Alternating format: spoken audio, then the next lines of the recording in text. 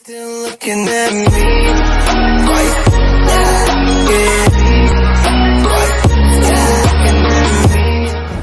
Good evening, folks. This is your boy Mighty back with another reaction video. And no, my day was not so well. It was rough. Literally, I'm a hot mess, exhausted. So you get the idea. But anyways, I got another requested video from Storm Shadow, and the title is "Cancel Marvel Movies We'll Never Get to See."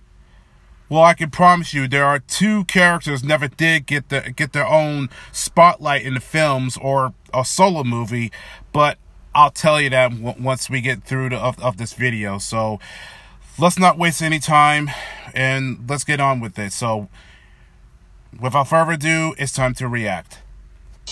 The future of superhero movies seems brighter than ever. With the sheer amount of characters in the Marvel Universe, the possibilities are endless. Of course, not all pitches make it to production, and many projects have fizzled through the journey from page to screen.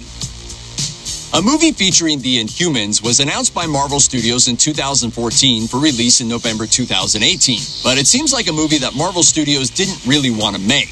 What happened? According to numerous reports, the film was announced during a power struggle between Marvel Studios head Kevin Feige and Marvel Entertainment chairman Ike Perlmutter, who at the time was still overseeing the work of Marvel Studios. If you believe what's been reported as Feige's side of things, then the executive also spent a lot of time getting in the company's way. Feige allegedly spent years butting heads with Perlmutter over a wide variety of issues, from budget cuts to hiring decisions. When he was still working as Feige's intermediary with Disney, Perlmutter reportedly pushed hard for an Inhumans film to serve as the MCU's answer to the X-Men, but it wasn't meant to be. After Perlmutter demanded that the expensive Robert Downey Jr. be written out of Captain America: Civil War, Feige reportedly threatened to quit working for Marvel unless things changed. This apparently convinced Disney to let him and Marvel Studios report directly to them for filmmaking decisions, instead of having to go through Perlmutter and the wider Marvel Entertainment Company first. Once this creative freedom was secured, the Inhumans movie was canceled. You should have known this day was coming. While Marvel Studios no longer has to answer to Perlmutter, Marvel Television is a different story, which is why the Inhumans eventually ended up landing on ABC with a remarkably cheap-looking TV show, the worst-reviewed project in the entire MCU. Before directing the two Ant-Man movies, Peyton Reed had plans to create a Fantastic Four film, developing his own pitch for the project in the early 2000s. According to an interview with Collider, the film was going to be set in the 60s and be tonally similar to the Beatles film A Hard Day's Night. Notably, his take would have skipped the origin story, instead jumping straight into the action. Johnny, this is Dolce.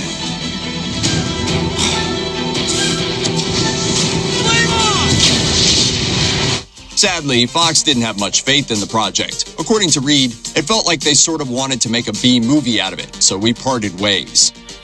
We shall mount a musical of the Fantastic Four. The Silver Surfer is a cosmic entity who travels through space on a surfboard at the speed of light. That's already a pretty weird concept. So maybe it's not too surprising that the character almost took a left turn into the musical genre.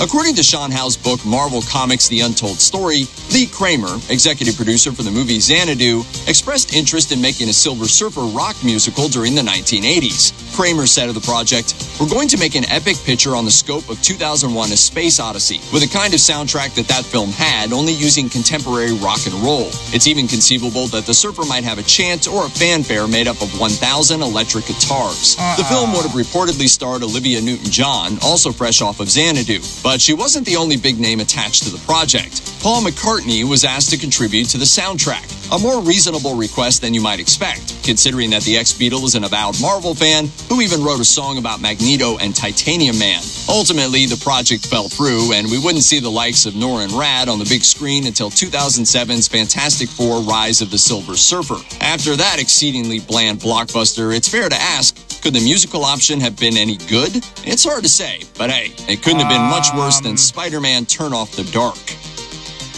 Made famous by Scarlett Johansson's portrayal in the Marvel Cinematic Universe, Black Widow has become a bigger fan favorite than ever before, with a self-titled movie on the way in 2020. But that won't be the first time that Marvel's tried to show audiences the backstory of this former spy. We need you to come in. Are you kidding? I'm working. This takes precedence. I'm in the middle of an interrogation. This moron is giving me everything.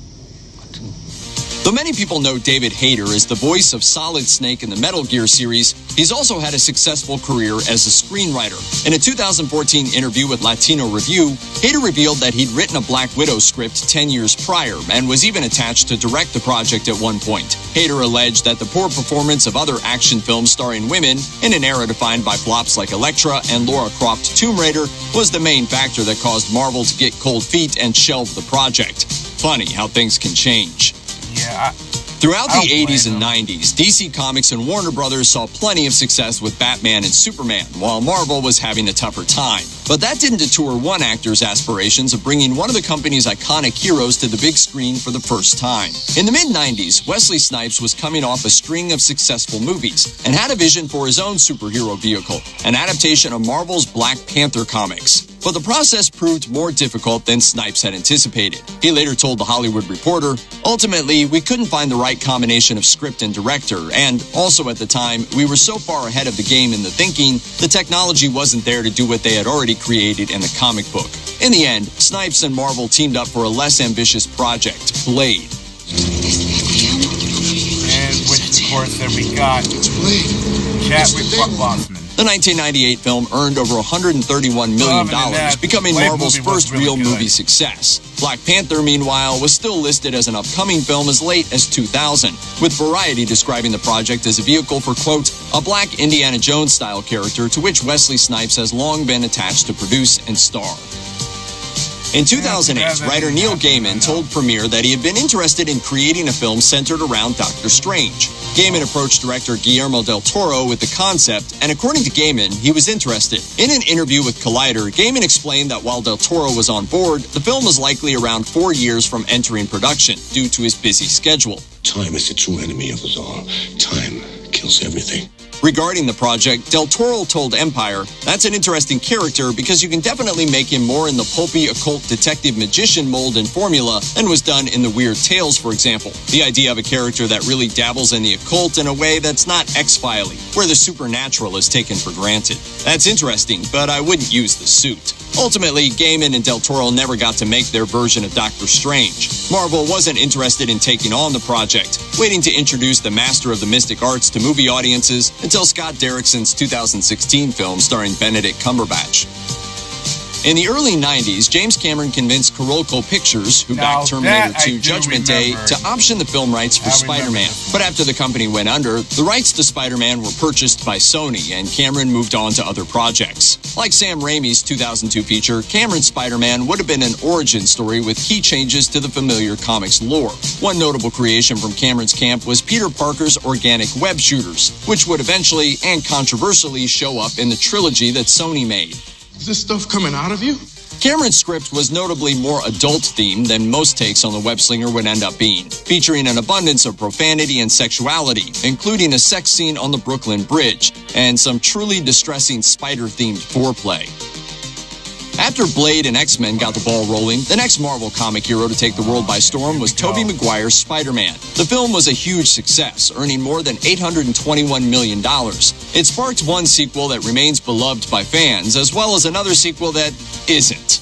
WTF to them. Despite the failures of the third Spider-Man, Raimi was ready to set the series right with a fourth. Rumors swirled that the follow-up would feature John Malkovich and Anne Hathaway as Vulture and Black Cat. But a satisfactory script never materialized, and the project left Raimi's grasp. As the filmmaker later explained, it really was the most amicable and undramatic of breakups. It was simply that we had a deadline, and I couldn't get the story to work on a level that I wanted it to work.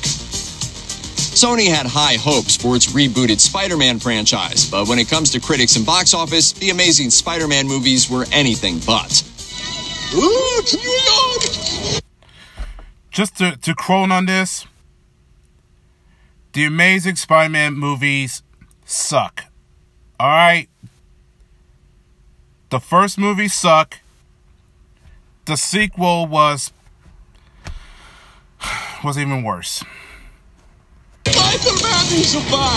The The second Amazing Spider-Man was meant to be followed by a villain-centric movie introducing the team known as the Sinister Six. It was slated for release in 2016, with a third Spider-Man movie set to follow 2 years later. Based on the first two movies, it's hard to be disappointed that none of this happened. After the second movie failed to establish a Spidey cinematic universe, Sony threw in the towel creatively and struck a deal with Marvel Studios to get the web-slinger in the MCU. I'm Peter, by the way. Doctor Strange. Oh, you're using your made-up names. I'm Spider-Man, then. After the first trilogy of X-Men films, Fox tried to shift the focus from team movies to individual origins, but the only mutant to actually get this treatment was Wolverine. Batman Begins writer David S. Goyer was slated to write and direct the follow-up focusing on Magneto, but when audiences actually saw how bad the Wolverine movie was, it effectively killed the brand in one shot. Yeah. Though the movie was never made, script drafts suggest a story that would have opened during Magneto's time as a prisoner in Auschwitz, following him through adulthood as he becomes something of a Nazi hunter before meeting Charles Xavier. This is where your power was born. And this is where your people were slaughtered. Elements of the story would eventually form the core of X-Men First Class and its follow-ups, but on the big screen at least, much of Magneto's story remains untold. Check out one of our newest videos right here, plus even more Looper videos about your favorite comic book movies. Yeah. That was the whole reason that they never could be able to have of a Magneto solo movie, because the X-Men origin Wolverine ruined that project. And not to mention, there was supposed to be another Hulk movie that was supposed to happen, but eventually that kind of went into scrap. Same goes for Nova, but apparently that James Gunn didn't know how to make this character to be involved with the Guardians or whatsoever. And that, and that makes, seeing all this makes a whole lot of sense why other films didn't make it. What surprised me is about the Silver Surfer, the musical. I wouldn't want to see that. Not even if I was a baby. I would be baffled and be like, why would they do this? More enough reasons that I think that the Marvel Studios is doing a lot better, and yet I felt bad that we never get to see the Inhumans, because I would have liked to see that, just that could be done right. Yeah, now it's starting to make a little sense why they had to make a TV version that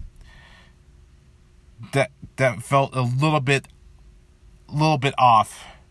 It's no wonder they didn't get the second season. Well, that's why so many projects and plans didn't go exactly the way we want to see, but that's life. Well, that's all I got to say. You have to excuse myself. I'm just, like I said, I'm just feel like crap. But if you enjoy this, and if you have any complaints about what other films that never see the light, leave it on the comment section. And with that, Mighty signing out. But I will catch you all in the next video. So take care, everybody.